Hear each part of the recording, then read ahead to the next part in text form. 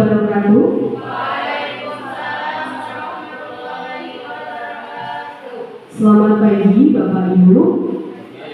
Kapipun. Yang terhormat Kepala Sekolah SMK Negeri Pangandaran Utara Bapak Margi Prasojo SPD MTI. Yang kami hormati Bapak Ibu dan staf usaha SMK Negeri Pangandaran Utara. Terima kasih atas waktu dan kesempatan pada pagi hari ini. Kami dari CGP Angkatan 11 akan melaksanakan rekaman atau diseminasi dari budaya positif. Jadi kami mohon waktu dan partisipasinya pada kesempatan kali ini. Acara yang pertama, marilah kita buka dengan membaca lafaz basmalah. Acara yang selanjutnya menyanyikan lagu Inna Syariah. Hadirin dimohon berdiri.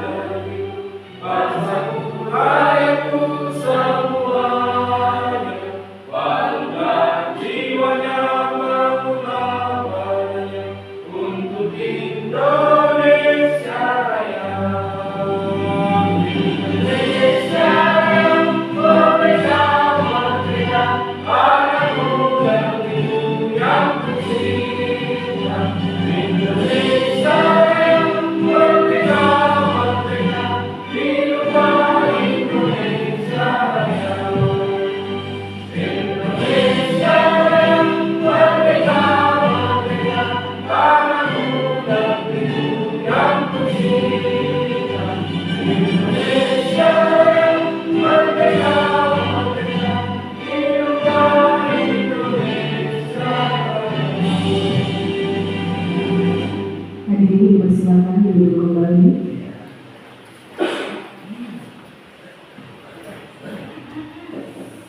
Pilihan acara selanjutnya yaitu sambutan dari Kepala Sekolah SMK Negeri Pangandaran Utara kepada Bapak Margi Prasojo SPD MTI. Kami persilakan.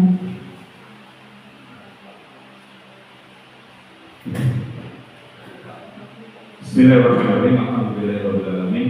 Alhamdulillahirrahmanirrahim. Assalamualaikum warahmatullahi wabarakatuh. Wa kafar bilaishan dan asyhadu an la ilaha illallah wahdahu la syarika lahu wa asyhadu anna Muhammadan abduhu wa rasuluhu la nabiyya ba'dahu. Allahumma shalli wa sallim ala sayyidina wa habibina wa sayyidina wa nabiyina wa maulana Muhammad. Amma ba'du. Assalamualaikum warahmatullahi wabarakatuh. Waalaikumsalam warahmatullahi wabarakatuh.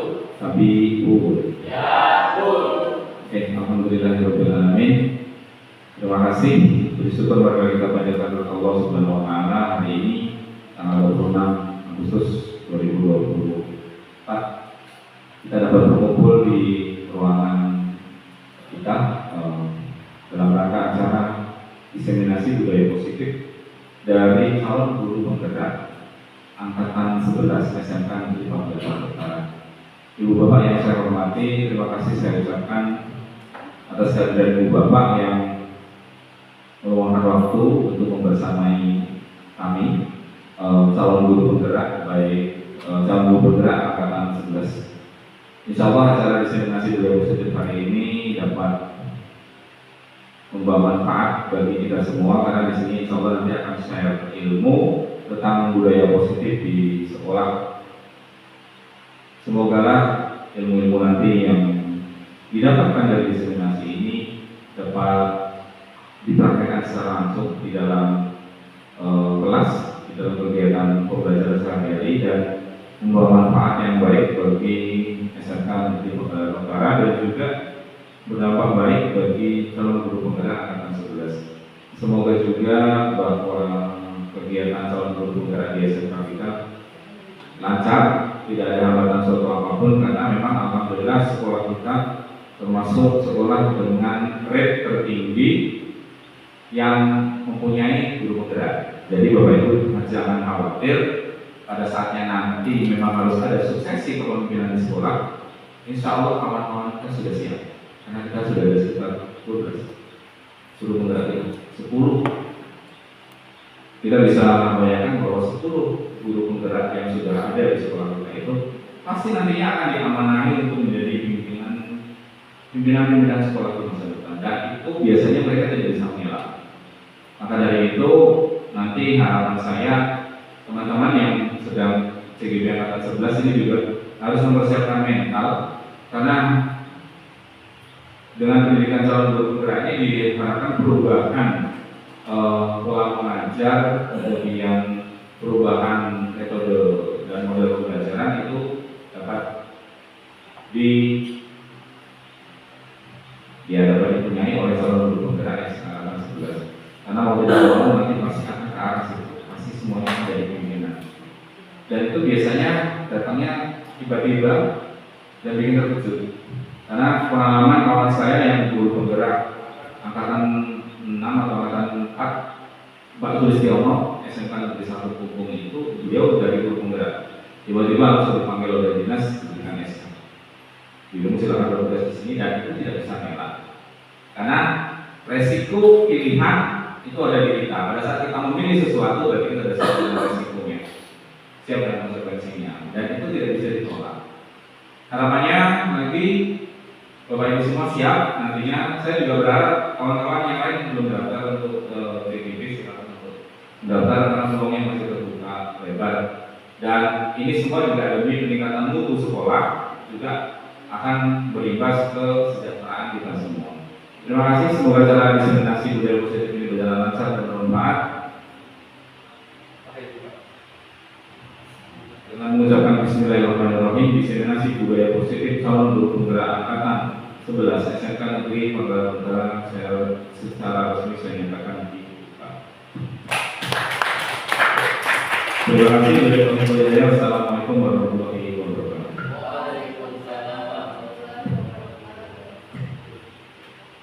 Terima kasih atas sambutan dan sekaligus pembuka acara pada pagi hari ini. Baik Bapak Ibu yang kami hormati, untuk menyingkat waktu, kami persilakan kepada Pak Al-Haji untuk memulai presentasinya pada pagi hari ini. Kepada Bapak Al-Haji Akhir, kami persilakan.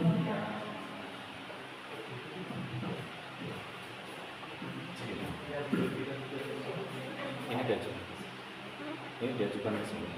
Saya kan mau lewat. Oke, assalamualaikum warahmatullahi wabarakatuh. Selamat pagi Bapak Ibu. Terima kasih atas ketersediaannya untuk mengikuti diseminasi dari budaya positif sebagai berbagi pengalaman dan pemahaman dan pengalaman menerapkan budaya positif di sekolah. Diseminasi kali ini adalah tugas dari kami bertiga, ada saya, ada Bu Uswatul Nasana dan Bu Fitri Susanti. Ini fasilitator kami, ada Bu Rohayati dan Pak Siswan Jaya. Lalu ada guru PP kami, kerja praktik, guru PP saya Bu Irin Junior. Lalu Bu Uswatu, guru PP-nya Bu Rohayati, dan Bu Fitri, guru PP-nya adalah Bu Lisa Kusmawati. Ini foto kami bertiga. Oke, latar belakang konsep inti dari budaya positif ini perlu dipahami secara merata oleh seluruh warga sekolah, sehingga lingkungan sekolah yang positif bagi anak belum dapat tercipta dengan baik berdasarkan belum meratanya pemahaman tersebut. maka perlu dilaksanakan sebuah aksi nyata dalam bentuk pengibasan pemahaman agar segera terbentuk budaya positif di lingkungan sekolah.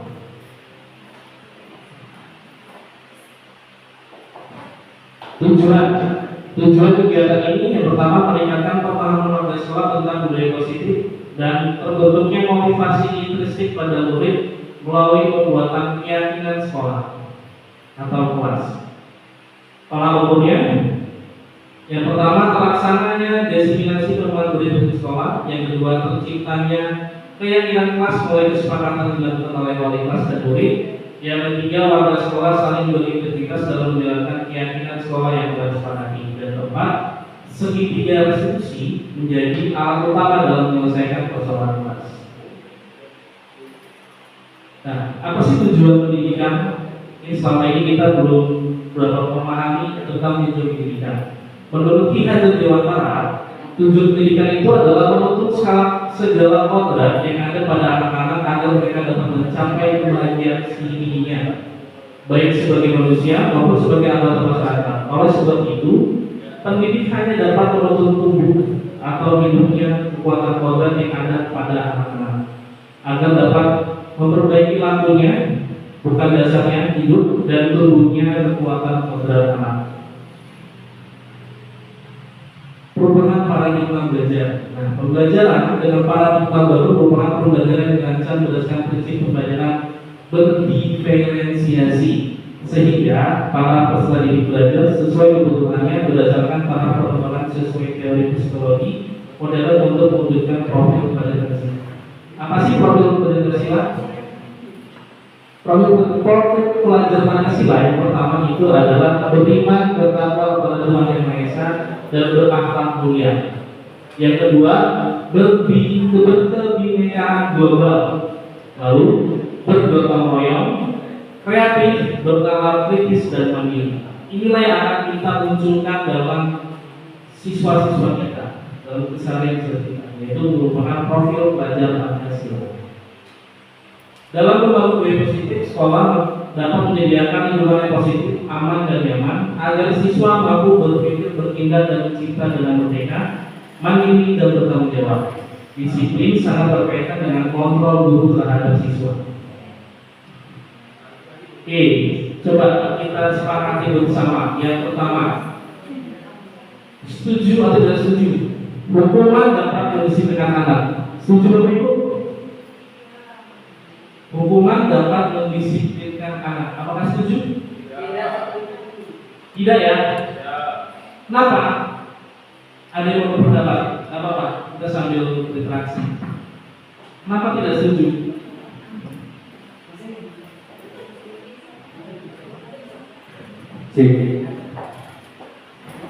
Oke, Assalamualaikum warahmatullahi wabarakatuh.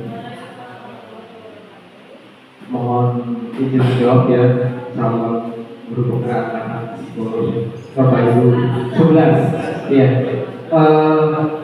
hukuman dapat mendisiplinkan anak. Jadi menurut pendapat saya, secara pribadi bahwasanya hukuman itu justru akan membuat anak itu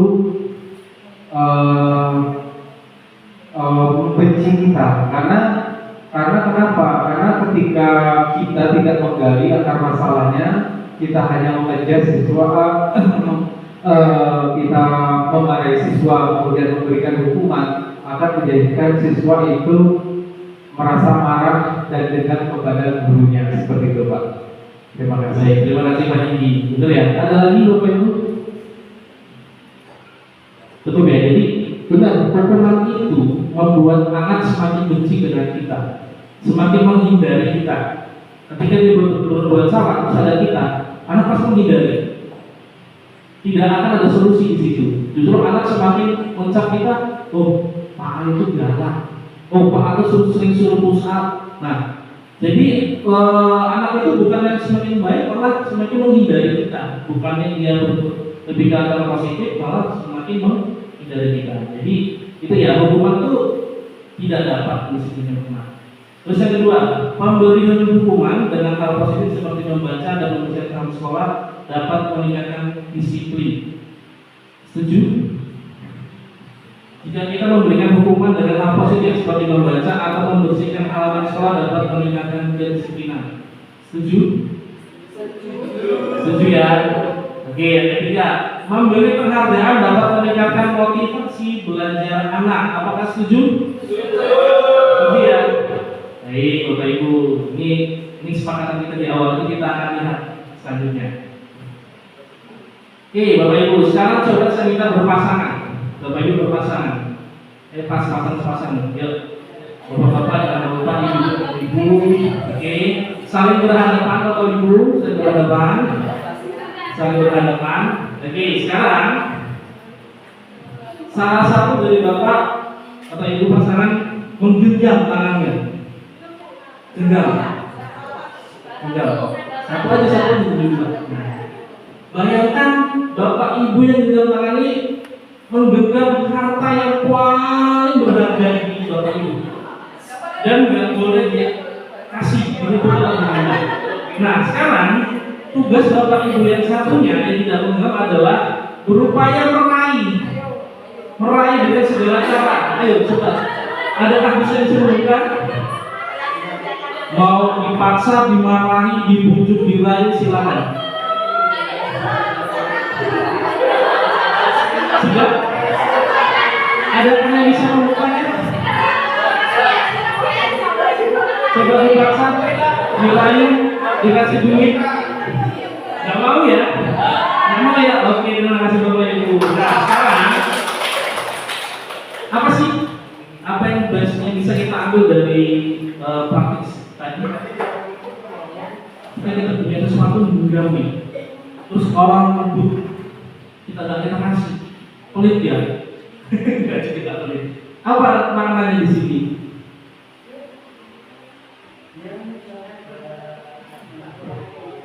Apakah Anda mau membuka kepengan tangan Anda? Mengapa ada apa alasan Anda membuka kepengan tangan Anda? Anda mau misalnya, apakah A atau B membuka kepengan tangan Anda? Mengapa dan apa alasan A atau B membuka kepengan tangan Anda? Bagaimana? Kira-kira ada yang jawab? Oke. Kira-kira kalau yang ngegam tadi, kenapa nggak mau lepasin? Ayo, coba. Ada yang lepas tadi? Ada yang lepas tidak? Oke, siapa? Kira-kira kenapa nggak mau dilepasin? Silakan Bella.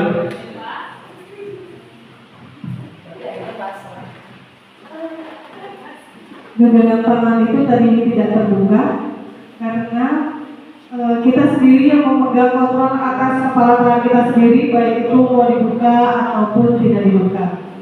Oke, terima kasih ya. Jadi yang punya kontrol kita langsung bebas. Yang punya kontrol kita yang bisa memutuskan nih, mau dibuka apa enggak. Kalau orang lain ini nggak kontrol, kita nggak kasih, jadi kita nggak buka loh. Kalau orang marah-marah kita nggak kasih, kita nggak buka loh. Nah, tugas kontrolnya itu ada di kendalinya ada di kita pribadi, jadi dengan siswa. Kalau siswa kontrolnya itu dia nggak mau kita paksa semanapun, anaknya juga mau. Nah, kontrolnya di mana? Kita coba kontrol ini menjadi kita buat kontrol menjadi lebih baik. Hukuman, mau dibungkus berkali-kali, ya tetap aja ada terlambat. Kalau kita punya sebuah keyakinan kontrol di dalam diri sendiri. Oke, next. Oke, antara yang bersedia membuka dan tetap bertahan menutup kepala tangannya. Siapakah yang sesungguhnya memegang kontrol, yang menutup kepala tangan, atau yang berusaha dengan cara untuk membuka kepala tangan? Iya, tadi yang masak yang mengejar. Miskonsepsi tentang teori kontrol. Nah, di sini miskonsepsinya adalah guru mengontrol murid. Miskonsepsinya, ya enggak? Selama ini. Terus bahwa kritik itu membuat orang merasa bersalah dapat menguatkan karakter. Kritik yang membuat orang merasa bersalah itu bisa membuat sebuah karakter. Miskonsepsinya. Selanjutnya, ilusi bahwa orang dewasa memiliki hak untuk memaksa. Ini yang terjadi. Kita sebagai orang dewasa berhak untuk memaksa. Nah, dalam teori kontrol oleh Dr. William Glasser, di sini dijelaskan ilusi guru mengontrol murid. Pada dasarnya itu tidak dapat memaksa murid untuk berbuat sesuatu jika murid tersebut memilih untuk tidak melakukannya. Walaupun tampaknya guru sudah mengontrol perilaku murid, hal demikian terjadi karena murid sudah mengizinkan dirinya dikontrol. Jadi bukan karena kemauan pribadi, tetapi karena dia mengizinkan dirinya untuk dikontrol. Yang kedua, ilusi bahwa semua penguatan positif efektif dan bermanfaat.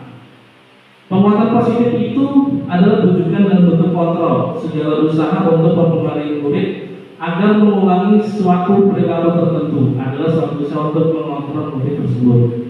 Lalu, ilusi bahwa kritik dan membuat orang merasa bersalah dapat menguatkan karakter. Nah, jadi di sini kalau orang itu dikritik untuk merasa bersalah itu dianggap dapat menguatkan karakter, padahal tidak, Bapak Ibu. Ya, sulit bagi guru untuk mengidentifikasi bahwa mereka sedang melakukan perilaku ini karena seringkali guru menggunakan kata suara harus menyampaikan pesan negatif. Terus ilusi bahwa orang dewasa memiliki hak untuk memaksa.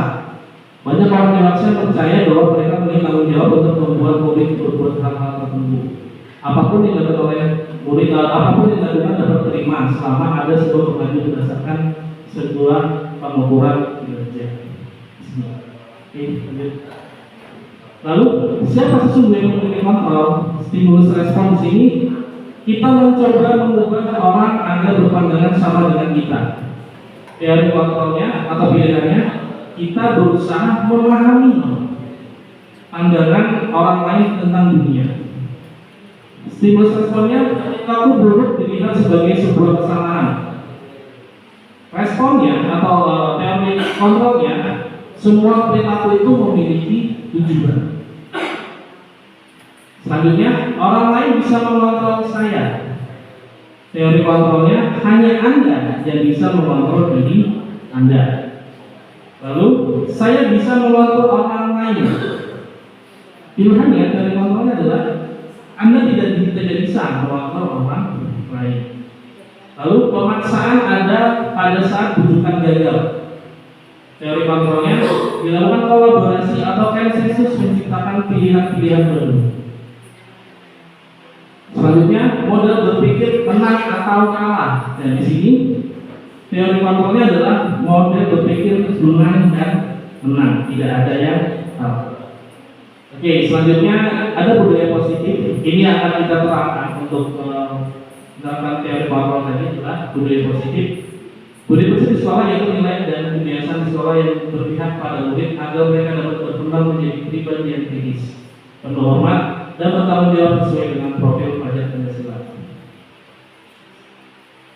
Nah, budaya positif ini ada 6. Yang pertama, disiplin positif dan nilai kebajikan universal. Yang kedua, teori motivasi hukuman dan penghargaan restitusi.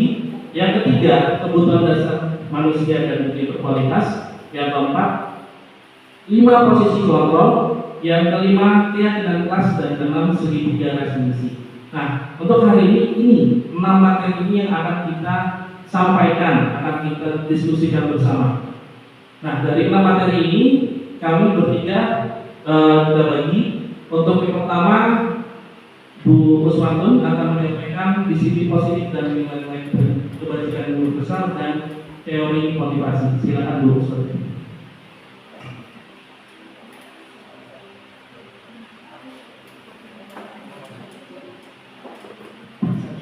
Terima kasih Pak. Baik Bapak Ibu, di sini saya akan berbagi praktik baik.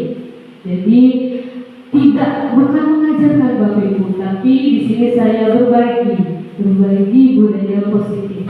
Jadi di sini saya akan menjelaskan 2 poin, yaitu disiplin positif dan nilai-nilai kebajikan universal dan teori motivasi hukuman dan penghargaan restitusi. Tadi kan kita sebelum ke materi, tadi sebelumnya kita sudah ada beberapa intermezzo. Di sini saya akan lebih menjelaskan penghukum itu seperti apa, penghargaan itu seperti apa. Di sini disiplin positif, disiplin berasal dari kata disiplin yang artinya belajar.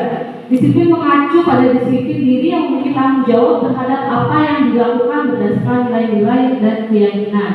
Disiplin positif merupakan salah satu cara penerapan disiplin yang bertujuan untuk menumbuhkan kesadaran serta memperdayakan peserta didik tanpa adanya imbalan, ancaman, dan hukuman. Jadi di sini kita sebagai peserta pendidik, tujuan dari pendidik itu adalah menciptakan peserta didik yang memiliki kemampuan sehingga mereka berperilaku yang baik. Ya, selanjutnya di sini ada nilai-nilai kebajikan Bapak Ibu. Nilai-nilai kebajikan di sini ada 3, yaitu yang sering kita mungkin yang sudah tidak asing lagi di telinga Bapak Ibu, yaitu profil belajar Pancasila. Profil belajar Pancasila sudah sering sekali, yaitu beriman bertakwa kepada Tuhan yang Maha Esa, berakhlak mulia, mandiri, bernalar kritis, terus berkebinekaan global, bergotong royong, dan kreatif. Itu ya sudah tidak asing lagi ya Bapak Ibu. Yang selanjutnya yaitu IBO atau Premier Years Program. Di sini yaitu saling toleransi Bapak Ibu. Toleransi baik dari segi suku, agama, apalagi kita di sekolah kita ada beragam. Mulai dari sukunya ada yang Sunda, Lampung, Jawa, dan agamanya pun ada yang agama Islam, Buddha, Hindu, Kristen. Jadi di sini kita saling toleransi satu sama lain Bapak Ibu. Selanjutnya yaitu keterampilan berhidup. Keterampilan berhidup itu kita dapat dipercaya, lurus hati, menjadi pendengar yang aktif. Pendengar yang aktif di sini yaitu seperti yang kita lakukan seperti hari ini, yaitu berdiskusi dan saling sharing lah, ya, bertanya dan berjawab, begitu Bapak Ibu.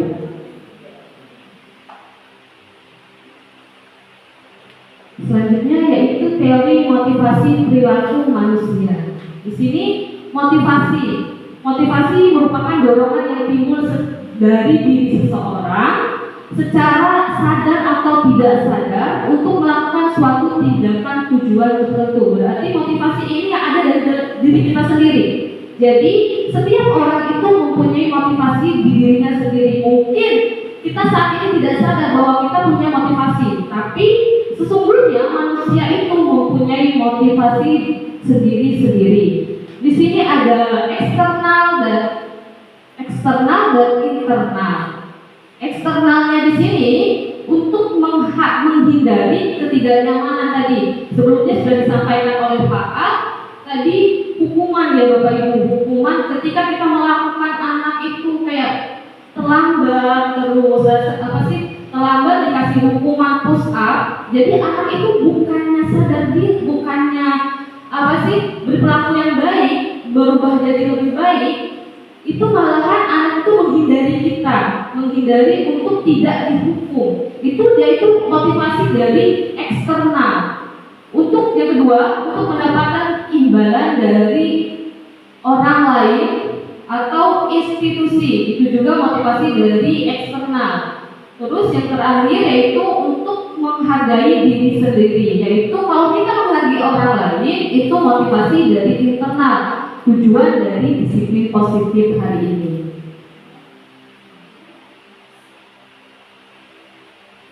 Nih, tadi ada beberapa yang sebelumnya 3 poin sebelumnya sudah disampaikan Pak Al tadi. Di sini saya akan memperjelas lagi cara memotivasi diri kita sebagai peserta didik itu ada beberapa Bapak Ibu. Yang pertama itu penghargaan. Mungkin di sini Bapak Ibu ketika ulangan kita kasih penghargaan ke anak itu baik atau tidak? Tadi kan ada pertanyaan seperti itu. Jadi di sini saya akan jelaskan. Hadiah itu eksternal dari pendidik itu sendiri dapat memotivasi murid pada waktu tertentu, hanya pada saat itu saja. Tetapi untuk selanjutnya ketika kita tidak memberikan penghargaan kepada peserta didik, anak tersebut peserta didik itu akan menanyakan, hadiah hidup saya itu mana Bu, kok tidak dikasih? Jadi itu bukan motivasi untuk peserta didik ya Bapak Ibu. Kalau kita memberikan reward, di sini yang selanjutnya apresiasi, pengakuan. Beri pengakuan secara khusus pribadi kepada semua murid bergantian. Jadi tidak hanya satu saja, tapi semua yang ada di lingkungan kita, baik anaknya super aktif, pintar, cerdas atau seperti apa, berikan apresiasi kepada anak, biar anak itu termotivasi untuk belajar ataupun yang lain ya Bapak Ibu. Di sini ada konsep disiplin dengan identitas gagal, Bapak Ibu. Ada hukuman dan penghargaan. Hukuman itu contohnya seperti apa? Hukuman itu ketika kita tadi terlambat, kita menghardik anak, menghukum anak. Terus efeknya apa ke murid? Jadi murid itu tidak nyaman dengan kita, tidak nyaman dengan sekolahan. Terus adanya penghargaan tadi. Penghargaan yaitu kurang efektif dalam jangka panjang, hanya dalam waktu tertentu saja ya Bapak Ibu. Terus merusak hubungan, timbul sifat iri terhadap peserta didik dengan yang lainnya. Nih, kita masih hadiah kepada peserta didik cuma satu anak itu saja. Terus peserta didik yang lain bagaimana? Mungkin itu bisa memotivasi, cuma pasti ada timbul rasa iri peserta didik yang lain ya Bapak Ibu. Terus mematikan kreativitas, jadi anak ini tidak kreatif lagi. Selanjutnya yaitu merampas hak menghargai dirinya sendiri. Di sini tadi ada yang gagal, di sini ada yang sukses. Konsep disiplin dengan identitas sukses yang kita insya Allah kita akan terapkan ya Bapak Ibu di sekolahan kita, yaitu konsekuensinya penguatan jangka panjang. Terus merasa tidak nyaman dalam waktu yang pendek ketika melakukan hal yang budaya positif tadi. Murid menghormati peraturan yang sudah dibuat di sekolahan kita. Perlu monitoring berkelanjutan. Jadi monitoring berkelanjutan maksudnya ini boleh berkolaborasi dengan wali kelas, guru BK. Jadi guru mapel kita berkolaborasi dengan guru BK dan wali kelas ya Bapak Ibu.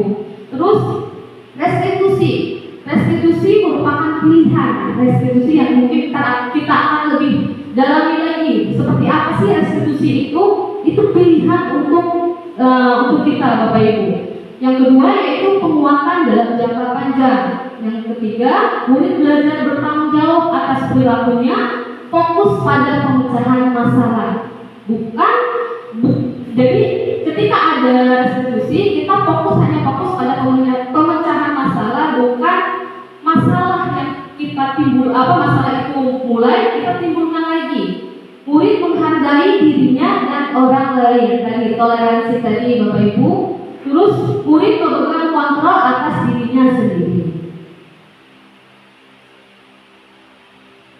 Terus di sini ada hukuman, sanksi, dan konsekuensi. Mungkin saya akan membacakan beberapa Bapak Ibu. Jadi perbedaan antara hukuman, konsekuensi, dan restitusi itu seperti apa? Yang pertama yaitu untuk identitas gagal, hukumannya seperti apa sih? Hukumannya ketika murid atau anak belajar menyampaikan kesalahannya, itu yang disebut dengan hukuman. Konsekuensinya seperti apa? Murid belajar taat pada peraturan. Restitusi, murid belajar memecahkan masalahnya. Jadi sebenarnya apa sih tadi? Ada hukuman, konsekuen, dan restitusi. Itu yang disebut dengan gagal Bapak Ibu. Ketika kita melakukan seperti itu identitasnya gagal.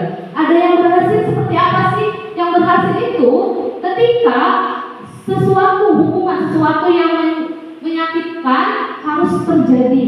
Itu yang disebut dengan hukuman. Konsekuensinya seperti apa? Sesuatu yang harus terjadi tadi yang terjadi. Restitusinya seperti apa? Restitusinya yaitu kita melakukan pilihan atau keyakinan kelas terhadap si pembuat ke peserta didik tadi. Ntar kita mungkin setelah ini kita akan melakukan restitusi ya Bapak Ibu. Di sini ada pertanyaan Bapak Ibu. Pertanyaan di sini saya akan bertanya. Dari sekian banyaknya yang ada di depan itu termasuk dalam hukuman atau konsekuensi? Mencatat 100 kali dalam kalimat dalam buku, saya tidak akan terlambat lagi. Kira-kira mencatat tadi kita kasih catatan kepada peserta didik, hukuman kita memberikan hukuman untuk mencatat, itu termasuk hukuman atau konsekuensi, Bapak Ibu? Ya, Bu Setrina? Untuk yang pertama Bu ya, Iya. catat 100 kali dalam buku. Tapi ada tulisan sebelumnya sudah ditentukan gitu ya. Saya tidak akan terlambat lagi. Itu Iya. kayaknya kalau sudah ditentukan hukuman Bu. Namanya. Hukuman. Iya. Oke. Kalau lari mengelilingi lapangan, itu termasuk hukuman? Atau Saya masih? lagi. Oke, saya lagi ya. Bahwa yang poin kedua, lari mengelilingi lapangan. Iya, itu hukuman. Hukuman kalau memang disuruh nanti ya. Di saat itu juga itu hukuman. Oke. Coba ada yang lain nggak? Ada pendapat lain? Mungkin ada pendapat lain. Oh, saya konsekuensi deh. Yang poin 1, poin 2. Ya, kita lanjut ke poin 3 ya Bapak Ibu. Murid diminta untuk push up. Ada yang itu hukuman apa konsekuen? Oke, hukuman. Jadi 1, 2, 3 itu termasuk hukuman ya. Menggantikan kertas tugas teman yang telah dicoret-coret. Gantikan. Kita ketika apa sih? Konsekuensi. Oke. Jadi hukuman konsekuensi ya. Kita saksikan Bapak Ibu apakah benar. Jadi jawaban Bapak Ibu sudah benar atau belum? Oke, kita saksikan. Mencatat 100 kali itu saya tidak akan terlambat. Itu termasuk dari hukum. Nah, berarti benar. Alhamdulillah. Yang kedua, lari mengelilingi lapangan. Itu termasuk hukuman. Push up pun termasuk hukuman. Terus menggantikan kertas konsekuen karena sudah mencoret-coret kertas temannya. Jadi kita konsekuennya apa? Menggantikan kertasnya. Begitu Bapak Ibu. Saat ini nih, menurut teori Alpicron, saat ini kita berulang kali menjanjikan hadiah kepada anak-anak agar berperilaku bertanggung jawab atau kepada seorang murid agar mempelajari sesuatu yang baru. Kita sedang berasumsi mereka tidak dapat melakukannya atau mereka tidak akan memilih untuk melakukannya. Di sini dihukum oleh penghargaan. Dihukum dalam perkara ada beberapa poin Bapak Ibu, pengaruh jangka panjang dan jangka pendek, penghargaan tidak aktif, penghargaan merusak hubungan, penghargaan mengurangi ketepatan, penghargaan menurunkan kredibilitas dan kualitas, dan penghargaan mematikan kreativitas, penghargaan menghukum, dan penghargaan mengurangi motivasi intrinsik. Nah, terima kasih Bapak Ibu. Untuk selanjutnya pada disiplin positif poin 3 dan poin 4 akan disampaikan oleh Ibu Fitri Susanti.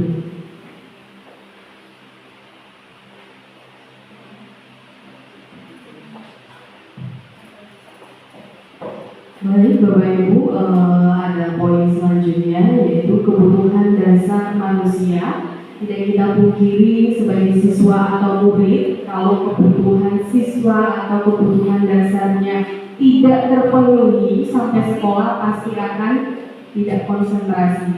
Jangankan siswa atau murid, Bapak Ibu pun kalau di rumah kebutuhan dasarnya tidak terpenuhi pasti akan merasa ada yang kurang.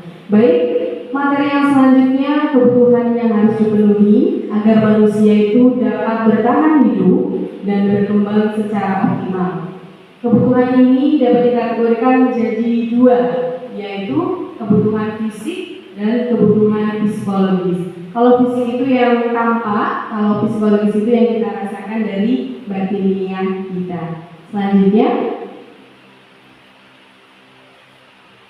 kebutuhan dasar manusia ada 5. Yang pertama, bertahan hidup, menghirup udara.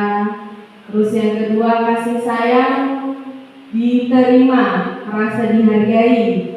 Selanjutnya penguasaan, berkuasa atau dalam artian punya wewenang. Ada lagi kebebasan, dan yang terakhir kesenangan. Kebebasan jelas ya, kita mempunyai ruang lingkup yang luas, kita bisa melakukan apa saja. Dan kesenangan kita merasakan atau mendapat secara lahir dan batinnya. Next, ya di sini ada pengertiannya. Bertahan hidup, bertahan hidup ataupun survival. Untuk bertahan hidup misalnya dari sandang pangan papan ya, kalau yang kita ketahui dulu. Ini misal dari kesehatan, dari rumah, makanan, dan reproduksi atau fisiologisnya. Selanjutnya kasih sayang dan rasa diterima ataupun psikologis adalah kebutuhan untuk disayangi dan diterima akan hubungan dan koneksi sosial. Jadi harus bersosial kepada yang lainnya. Kebutuhan untuk memberi dan menerima kasih sayang, kebutuhan untuk merasa menjadi bagian dari suatu kelompok. Jadi di mana kita berada, kalau kita tidak diterima atau kita tidak direspon, kira-kira Bapak Ibu nyaman atau tidak? Ya, tidak. Jelas kita akan merasa kok kayaknya saya nggak punya teman ya, kayaknya saya nggak diterima dan saya nggak mendapatkan respon dari teman. Next. Selanjutnya penguasaan, kebutuhan pengakuan, diakui ataupun menjadi kompeten, menjadi terampil, meliputi self-esteem dan keinginan untuk meninggalkan pengaruh, dalam artian pengaruh yang jelek atau yang buruk. Selanjutnya kebebasan, kebutuhan akan pilihan. Kita dapat memilih ya Bapak Ibu, adakah kebutuhan akan kemandirian, otonomi, memiliki pilihan dan mampu mengendalikan arah hidup seseorang, perlu banyak bergerak, suka mencoba-coba, tidak terlalu terpengaruh dengan orang lain, dan senang mencoba hal baru dan menarik. Jadi itulah sebuah pengertian kebebasan. Dan yang terakhir ada kebutuhan untuk merasa senang. Bapak Ibu pernah merasa tidak senang? Pernah. Pasti ada hal-hal tertentu yang menjadi faktor kita sehingga kita tidak merasa senang. Yaitu bisa bermain, tertawa. Pernah nggak Bapak Ibu di rumah ada masalah terus dibawa ke sekolahan, kira-kira jadi tertawa apa jadi cemberut? Ngelamun, bener. Kalau Bapak Ibu di rumah ada masalah dibawa ke sekolah, pasti melamun. Teringat yang di rumah terus. Selanjutnya posisi kontrol guru. Benar sekali ya Bapak Ibu. Kalau kita tidak bisa memanage diri kita sendiri atau mengontrol diri kita sendiri, siapa yang menjadi efek dan dampaknya? Siswa atau peserta didik kita, dari rasa kita yang gak nyaman tadi. Di sini posisi kontrol guru juga ada 5. Yang pertama itu ada penghukum. Tadi sudah kurang lebih ada dijelaskan di depan sama Pak Al-Hadi dan Ibu Uswatun. Ada lagi pembuat rasa bersalah. Itu salah satu lagi kontrol guru. Sebagai teman, sebagai pemantau, dan yang terakhir sebagai manajer ataupun kepala sekolah. Dari pengertian ini kita nanti bisa realisasikan ke contohnya. Next, Pak Al-Hadi. Di sini ada contoh penerapan 5 posisi kontrol guru dari kasus siswa tidak memakai atribut lengkap saat upacara bendera. Ini ada yang sifatnya menghukum atau penghukum. Di situ Bapak Ibu guru kalau mempunyai sikap penghukum dari basic siswa yang tidak memakai atribut lengkap, pasti langsung memberikan hukumnya suruh hormat selama 1 jam. Iya Pak, iya. Iya, langsung ya, langsung dikasih hukuman. Kamu tidak memakai atribut lengkap, makanya hormat 1 jam di mana? Di bawah tiang bendera. Itu sebagai penghukum. Tapi kalau sebagai pembuat rasa bersalah, posisi kontrol guru tersebut pasti akan memberikan sebuah ucapan atau kata-kata. Berapa kali Bapak atau Ibu itu harus memberitahu kamu kalau selalu mengecewakan Bapak. Kita memberikan sebuah ucapan atau kita membicarakan kepada siswa tersebut, sehingga siswa tersebut merasa bersalah. Kenapa? Karena kamu tidak memakai atribut secara lengkap. Next. Sebagai teman, perlu nggak kita Bapak Ibu sebagai teman kepada siswa? Perlu nggak? Perlu. Di sini kita kalau bahasa Jawanya itu nyelondroi. Kalau bahasa Indonesia kita deketin siswa. Ya sudah, kali ini tidak apa-apa. Nanti ibu atau bapak bantu bereskan. Bantu bereskan apa? Misalkan dia belum bisa membeli atribut, kita arahkan ibu ke koperasi untuk membelinya, ataupun dengan yang lainnya.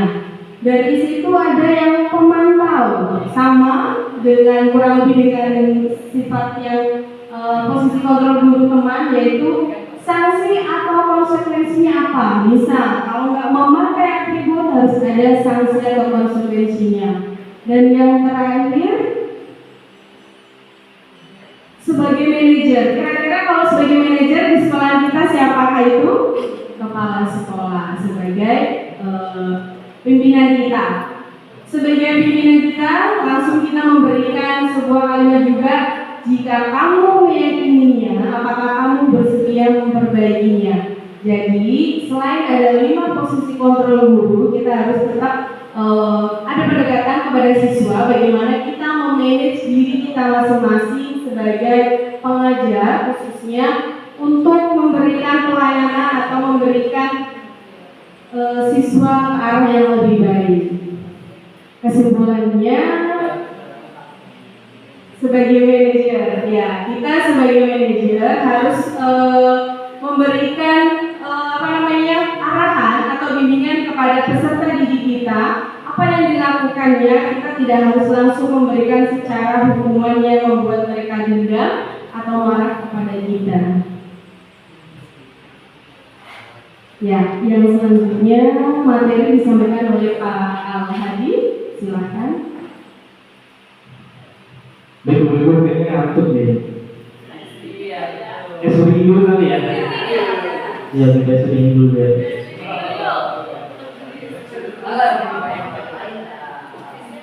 Oke, kita seminggu biar nggak ngantuk. Bagaimana saja.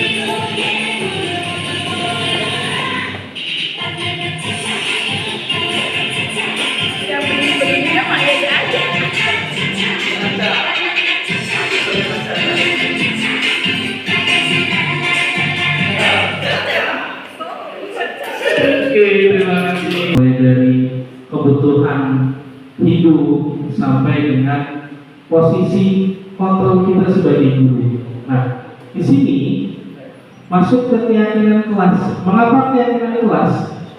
Bukan peraturan kelas. Ada yang bisa menjawab Bapak Ibu? Mengapa keyakinan kelas, bukan peraturan kelas? Ada yang bisa jawab? Silakan Bu, saya bilang.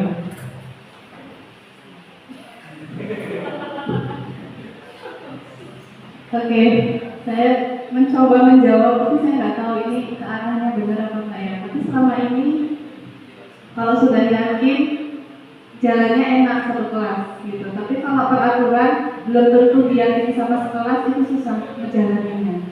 Iya, intinya kalau peraturan kelas itu bukan dari siswa. Iya, peraturan yang tidak diyakini. Posisi kontrolnya ada di sekolah. Iya. Sedangkan kalau keyakinan kelas berarti siswa yang membuat, siswa yang ingin seperti apa sih kelasnya? Saya ingin mengontrol kelasnya seperti ini. Ah, iya. Jadi Jadi ada motivasi. ya, terima kasih Serina. Jadi keyakinan kelas ini posisi kontrolnya ada di siswa. Siswa mengontrol diri mereka di dalam kelas. Saya yakin saya harus seperti ini. Nah ini akan kita coba kita buat di setiap kelas di sekolah ini. Kita bahas dulu ya Bapak Ibu. Keyakinan kelas yaitu nilai-nilai kebajikan universal yang disepakati secara tersirat dan tersurat, lepas dari latar belakang suku, negara, bahasa maupun agama. Seseorang akan lebih tergerak dan bersemangat untuk menjalankan keyakinannya daripada hanya sekedar mengikuti serangkaian peraturan tertulis. Pembentukan keyakinan sekolah atau kelas. Yang pertama, keyakinan kelas bersifat lebih abstrak daripada peraturan yang lebih rinci dan konkret. Keyakinan kelas berupa pernyataan universal. Yang ketiga, pernyataan keyakinan kelas senantiasa dibuat dalam bentuk yang positif. Lalu keempat, keyakinan kelas hendaknya tidak terlalu banyak sehingga mudah diingat dan dipahami oleh semua warga kelas. Yang kelima, keyakinan kelas sebaiknya sesuatu yang dapat diterapkan di lingkungan tersebut. Yang keenam, semua warga kelas hendaknya ikut berkontribusi dalam pembuatan keyakinan kelas lewat kegiatan curah pendapat. Yang ketujuh, bersedia meninjau kembali keyakinan kelas dari waktu ke waktu. Next. Oke, kita lihat sebelah kanan ini ada peraturan. Nah, dari peraturan ini akan kita rubah menjadi keyakinan kelas. Kita coba lihat ini. Peraturan pertama, selalu kembalikan buku ke tempatnya. Keyakinan kelasnya apa? Ada yang bisa?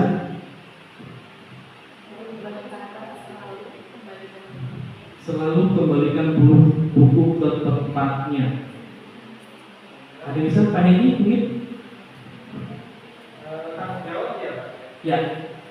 Kita simak, tanggung jawab. Kenapa tanggung jawab?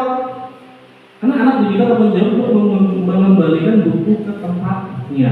Jadi keyakinan kelasnya harus tanggung jawab di sini. Keyakinan dia harus bertanggung jawab. Yang kedua, dilarang mengganggu orang lain. Ini masukkan kalimat negatif di dilarang. Kita ubah menjadi positif di keyakinan kelasnya. Apa keyakinan kelasnya di sini? Dilarang mengganggu orang lain, diubah menjadi guru bahasa biasanya Mas Riki. Dilarang mengganggu orang lain, diubah menjadi saling menghargai atau saling menghormati. Yang ketiga, hadir di sekolah 15 menit sebelum pembelajaran dimulai. Ada bisa? Ya, masuk ke dalam kedisiplinan. Jadi keyakinan kelasnya apa? Disiplin atau kedisiplinan. Selanjutnya, dilarang melakukan kekerasan.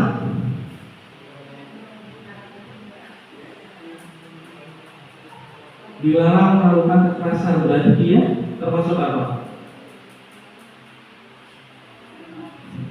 Saling sama ya, menghargai juga ya. Ya, menghargai orang lain. Oke. Selanjutnya ada dilarang menggunakan narkoba. Ya kan masuk? Dilarang menggunakan narkoba. Kesehatan, benar, kesehatan. Jadi harus kesehatan. Dia yakin harus sehat. Dengan dia yakin sehat, maka dia tidak melakukan pemakaian narkoba. Lalu bergantian atau menunggu giliran. Antri ya kelasnya. Selanjutnya dilarang merokok, kesehatan, dan menggunakan masker, kesehatannya. Oke, kita lihat. Oke, Tadi yang pertama tanggung jawab, yang kedua menghormati orang lain. Oke.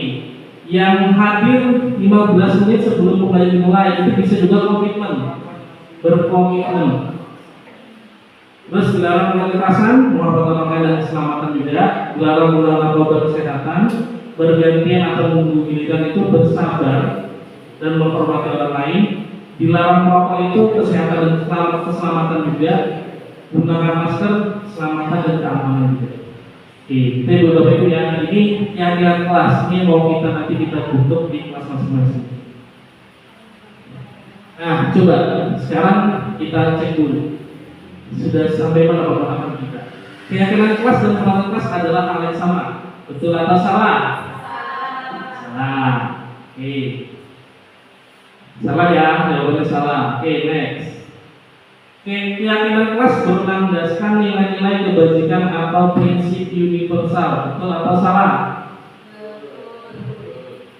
Betul atau salah? Next. Oke, betul. Selanjutnya,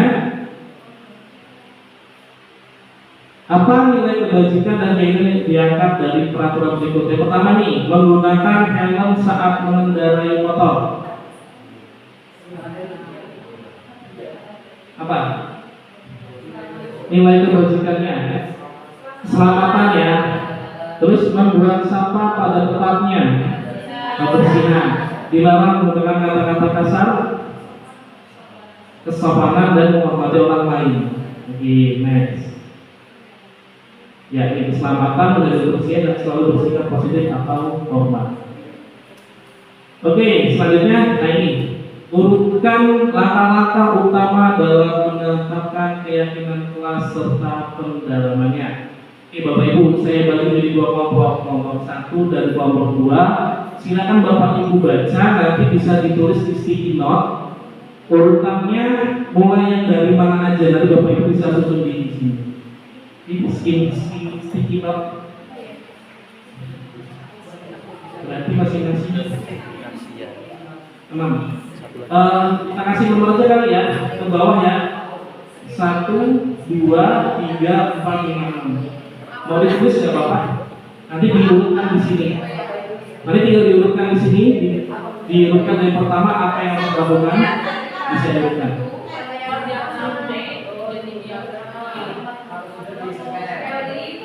Silakan Bapak Ibu berdiskusi mana yang harus kita lakukan dulu dalam menyusun keyakinan kelas. Di 6 masing-masing 6. Masing-masing 6. Nanti tinggal disusun. Masing-masing 6. Kita tinggal tulis satu sticky note, satu kotak. Lalu tinggal disusun. Mana yang pertama, yang kedua, ketiga. Oke, silakan Bapak Ibu.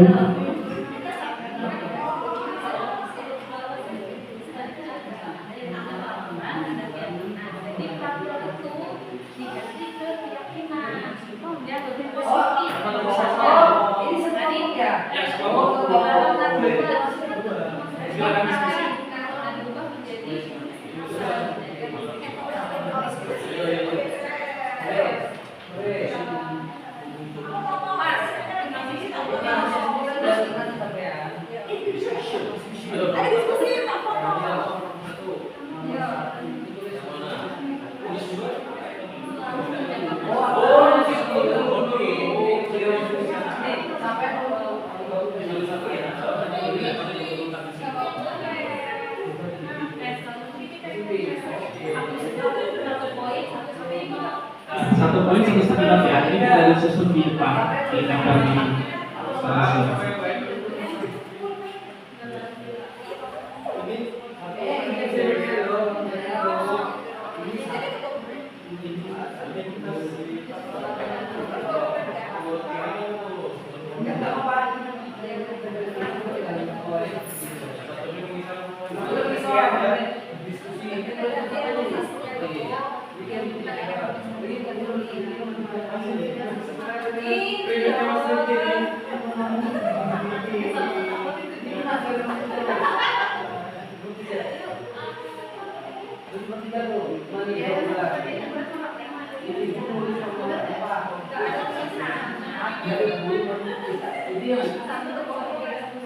Itu lupa nih yang diskusi kita lagi.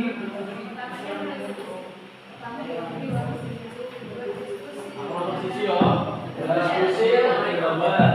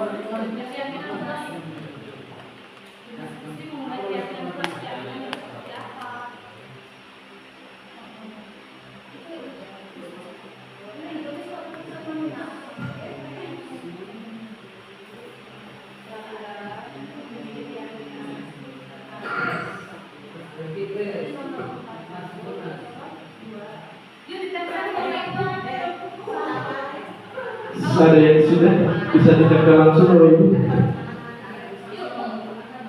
Bapak Ibu yang sudah selesai bisa maju ke karton yang di depan sini, nanti ditempel ya. Kelompok yang pertama, kelompok yang kedua. Ya, silakan. Dari atas ya, 1, 2, 3, 4, 1, 2, 3, 4, 5, 6. Dari sini Ibu, dari yang pertama.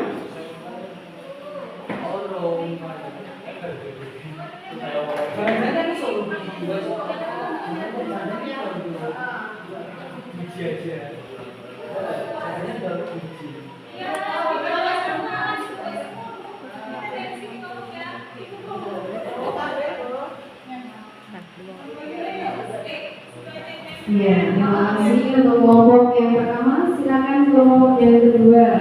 Ya, boleh silakan duduk lagi. Bapaknya 2, 3, 4 dengan 6.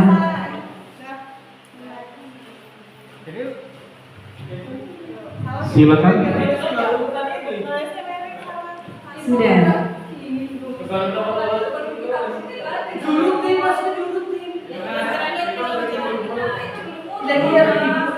Diurutkan dulu coba. Diurutkan dulu. Yang pertama apa, yang kedua apa, yang ketiga apa? Ayo. Yang paling pertama yang mana? Yang kedua mana? Ya, silakan. Iya, malah ditulis. Belum. Ya, silakan diskusikan. Yang Nah, pertama. langsung di ini Bu ya. Diurutkan yang pertama apa, keduanya apa. Ya, nggak apa-apa. Namanya juga berkomunikasi, berdiskusi. Wajar Ibu. Ya, wajar nggak sih ada yang ngeyel? Wajar, nggak Ini namanya apa-apa. pendapat Bu. Namanya Nggak pendapat. apa-apa.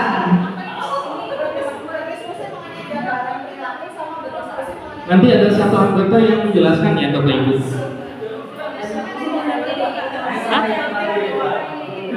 Ada. Apa?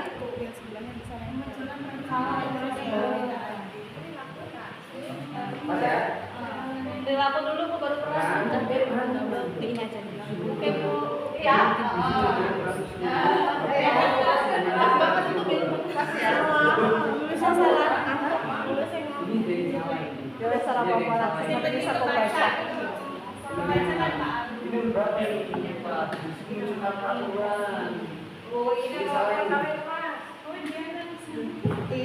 Stick note-nya kurang apa enggak? Nanti bisa ditambahkan lagi kalau kurang. Ya, ambil. Gak apa-apa, namanya juga kelompok dua berdiskusi, yang Pak. salah diganti dulu.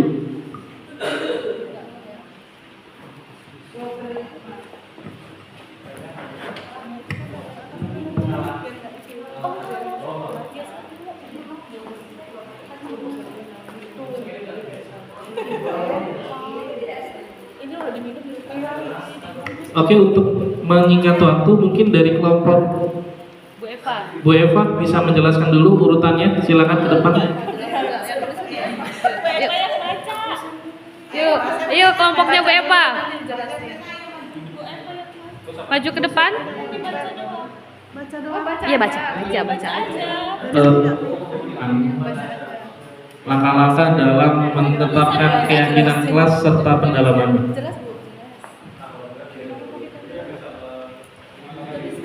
Ini kelompok dua ini kayaknya sangat antusias sampai berganti-ganti. Oke, silakan Bu Eva. Langkah-langkah utama dalam menetapkan keyakinan kelas serta pendalamannya. Yang pertama, berdiskusi memunculkan peraturan yang perlu ditaati warga kelas. Yang kedua, menyaringkan peraturan-peraturan menjadi nilai-nilai kebajikan atau keyakinan kelas. Ketiga, berdiskusi mengenai gambaran perilaku yang mencerminkan keyakinan kelas. Keempat, berdiskusi mengenai peran seluruh warga kelas. Kelima, mengubah peraturan-peraturan menjadi kalimat yang lebih positif. Yang keenam, meninjau ulang keyakinan kelas dari waktu ke waktu. Oke, terima kasih. Selanjutnya dari kelompok Pak Rifki sama Bu Christine, silakan. Ini berbeda ini, pendapatnya dua kelompok beda ini.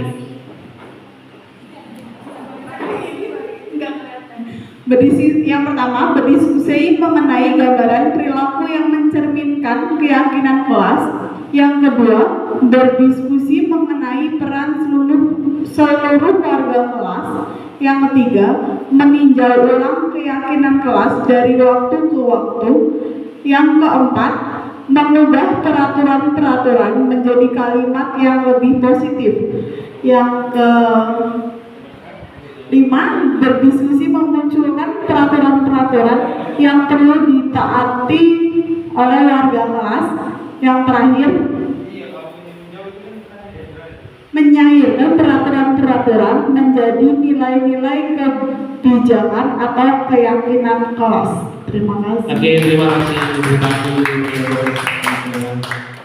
Oke, Bapak Ibu, ini terakhir ada dua pendapat dari dua kelompok.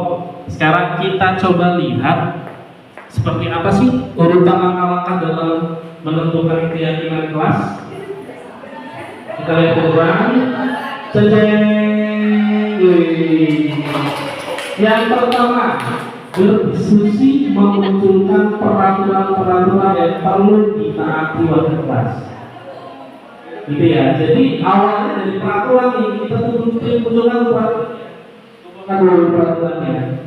Tuh, yang kedua, mengubah peraturan-peraturan tadi menjadi kalimat yang lebih positif. Seperti dilarang berkelahi menjadi menghormati orang lain, seperti itu.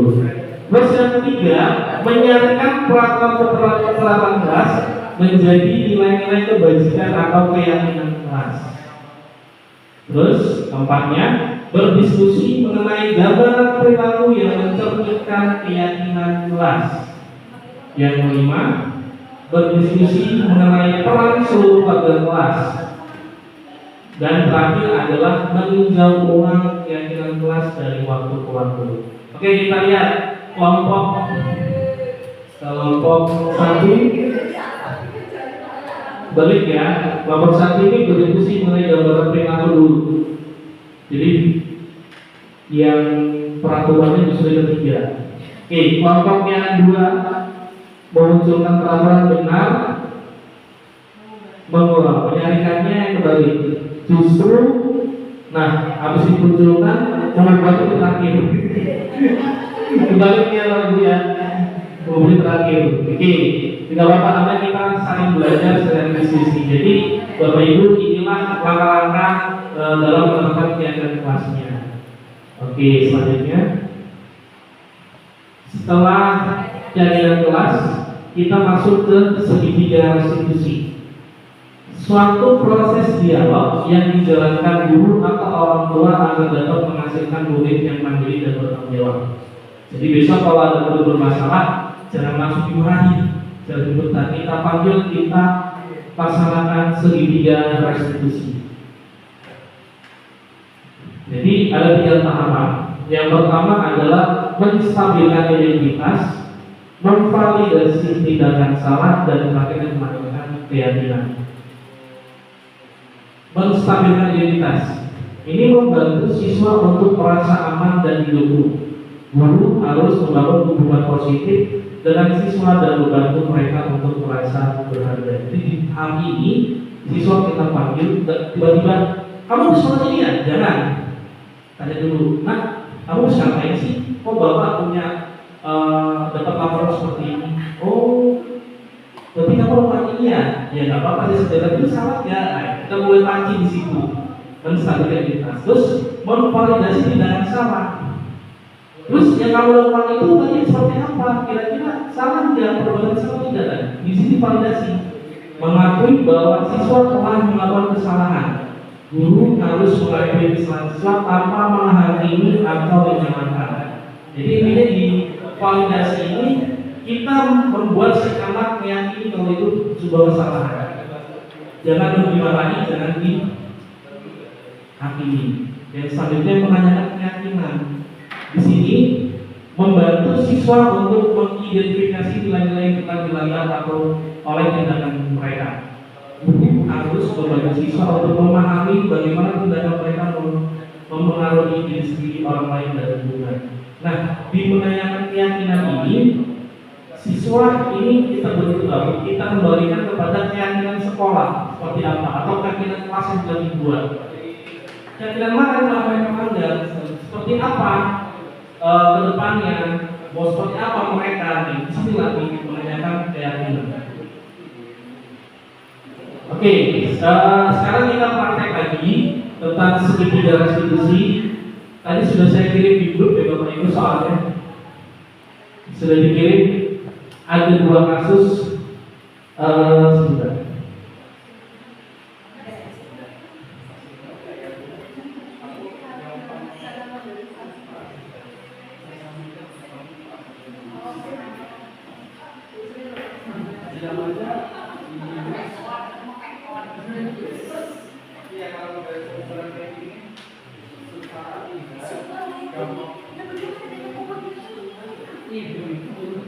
Oke, di situ ada kasus A, ada lembar kasus untuk guru dan lembar kasus untuk murid. Kasus A. Nah, di sini nanti saya minta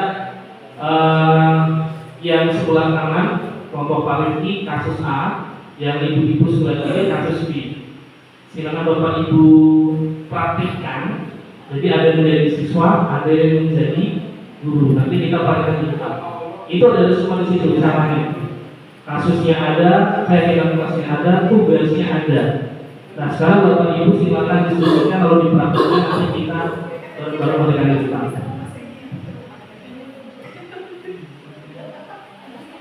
Dipilih siapa menjadi guru. Ini guru BK-nya juga ada 2 di sini. Asli. Yang menjadi itu siapa?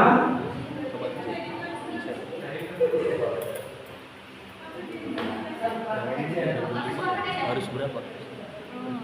Ini lo 60. Silakan dari kelompok 1 yang sudah siap mempraktikkan segitiga restitusinya.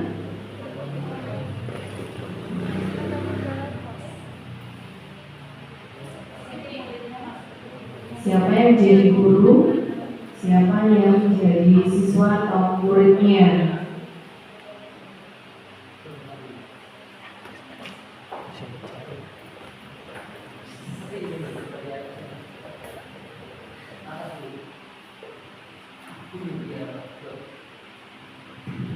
Ini kasus A ya. Jadi sebagai guru ini siapa? Nanti bisa dipilih. Pak Rifki, siswanya Pak Rifki. Bisa, boleh.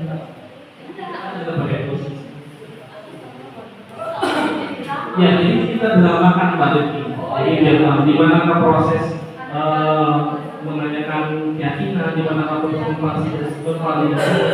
Dibantu ya Pak Hengki sama Pak Hengki. Di sini kan sebagai guru Pak Hengki. Pak Hengki ini adalah wali kelas 8 SMP. Pada jam istirahat makan siang Anda melihat salah satu murid Anda bernama Amira sedang menangis sendirian di dalam kelas.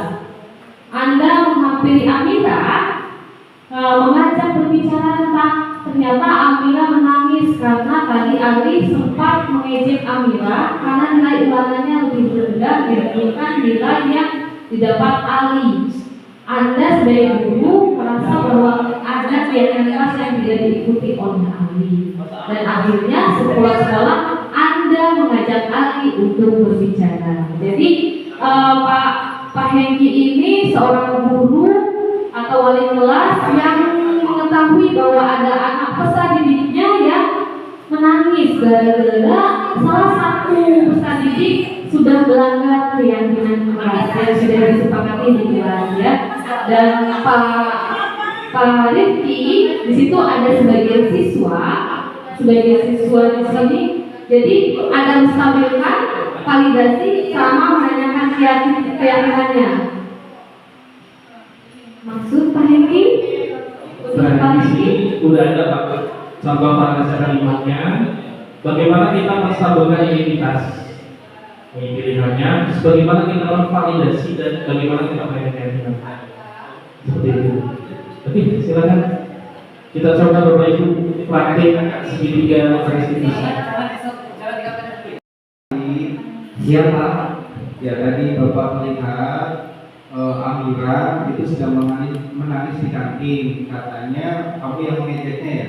Iya Pak. Nah, kenapa Ali mengejek Amira? Ya karena saya tuh awalnya bangga Pak. Saya tuh merasa bahwa saya lebih hebat daripada Ali. Oh, jadi Ali merasa lebih bangga ya? Nah, jadi setiap orang pernah berbuat salah, tetapi bagaimana caranya agar kita bisa memperbaiki kesalahan kita dan tidak mengulangi lagi. Nah, kira-kira apa yang dilakukan oleh Ali salah atau benar? Iya salah. Iya. Nah, kita kan sudah membuat keyakinan kelas. Nah, kira-kira keyakinan kelas apa yang sudah dilanggar oleh Ali? Keyakinan yang Ali langgar itu poin nomor 3 Pak, tentang setiap anggota kelas perlu saling menghargai. Iya, jadi setiap orang harus saling menghargai ya. Nah, pasti Ali punya tujuan nih. Kenapa Ali sampai mengejek Amira sehingga Amira nangis? Benar Pak? Ya, pasti Ali ini punya tujuan. Kenapa Ali sampai mengejek Amira sehingga Amira sampai nangis? Ya, tujuannya ke Amira itu mungkin nilainya akan lebih tinggi lagi Pak. Oh, ya. Nah, jadi bagaimana kira-kira Ali ingin memperbaiki nggak kesalahan tersebut? Iya Pak, saya ingin memperbaiki Pak. Ya, kira-kira apa yang dilakukan Ali untuk memperbaiki kesalahan itu? Yang Ali lakukan yang pertama adalah meminta maaf Pak kepada Amira, dan yang kedua mengajak bahkan sekelas untuk mengulas kembali keyakinan kelas yang sudah kita buat. Yang selanjutnya terutama dalam tindakan-tindakan yang mencerminkan keyakinan kelas tersebut Pak. Ya, jadi Ali mau minta maaf Amira ya, secara langsung. Kemudian Ali tidak akan melanggar keyakinan kelas yang sudah disepakati, dan kemudian Ali akan saling menyayangi dan menghormati antar teman ya. Siap. Iya.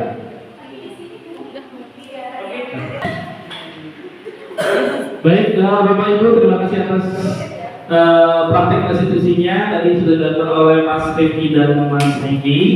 Jadi tadi di dalam dialog percakapan tadi ada menstabilkan identitas. Jadi dari Pak Hengki bertanya dengan Mas Rifki dengan Ali, apa sih dilakukan Ali? Terus dan menstabilkan dulu nih biar anak nggak emosi. Oh iya, semua orang sudah bisa melakukan sebuah kesalahan. Distabilkan dulu. Lalu setelah itu Pak Hedi tadi memvalidasi kesalahan apa yang dilakukan oleh Ali. Ditanya, kamu ngapain tadi? Kok Amira nangis? Akhirnya si Ali nanya. Terus ditanya lagi, itu perbuatan kesalahan yang baik. Oh salah. Nah, di sini sudah masuk memvalidasi bahwa si Ali ini meyakini kalau dia telah salah membuat Amira menangis. Dan selanjutnya menanyakan keyakinan mana yang sudah dilanggar oleh si Ali. Dan Ali ingat, oh saya telah melanggar keyakinan kelas Pak, yaitu saling menghormati, menghargai. Nah dari situ baru si Pak Hengki gurunya menawarkan restitusi. Kamu mau memperbaiki seperti apa? Nah di sini si anak baru membuat seperti ini. Oh saya akan meminta maaf Pak terhadap si Amira dan juga akan mengajak teman-teman mematuhi keyakinan kelas yang sudah disepakati. Demikian ya Bapak Ibu contoh dari segitiga restitusi. Jadi nanti kalau ada anak bermasalah, kita coba terapkan segitiga restitusinya. Jadi jangan tiba-tiba langsung dimarahin, kamu ini kamu ini, jangan. Panggil dulu, aja ngobrol dulu, anak sudah stabil, validasi dulu salah di mana, baru tawarkan restitusinya. Jadi seperti itu. Demikian diseminasi kita hari ini.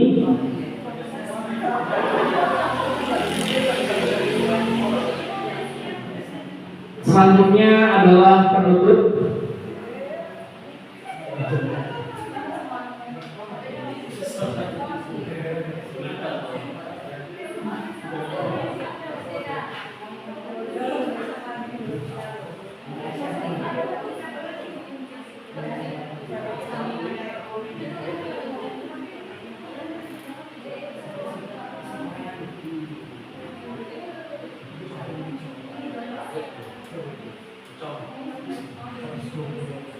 Baik, demikian definisi hari ini. Untuk penutup saya sampaikan dalam program penerapan disiplin positif hendaknya guru memiliki standar kepribadian profesional dan sosial yang baik, di mana guru mampu merefleksi dirinya dalam posisi kontrol saat ini. Bagaimana perjalanan dirinya sebagai among atau manajer yang menuntut murid-muridnya menjadi insan yang mandiri, merdeka dan bertanggung jawab.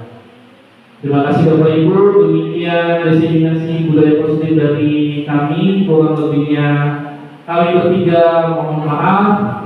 Diambil yang baik, kita laksanakan budaya positif di SMK Negeri Pagelangan Utara ini bersama-sama.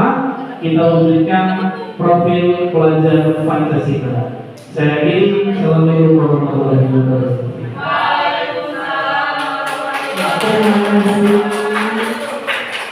Bapak Ibu yang saya hormati, terima kasih. Mari kita tutup acara ini dengan membaca Al-Fatihah Hamdalah. Ada sungguhan kecil dari kami. Terima kasih waktunya, terima kasih partisipasinya. Coba dipegang masing-masing, sudah kebagian belum? Oh belum, SMK dulu.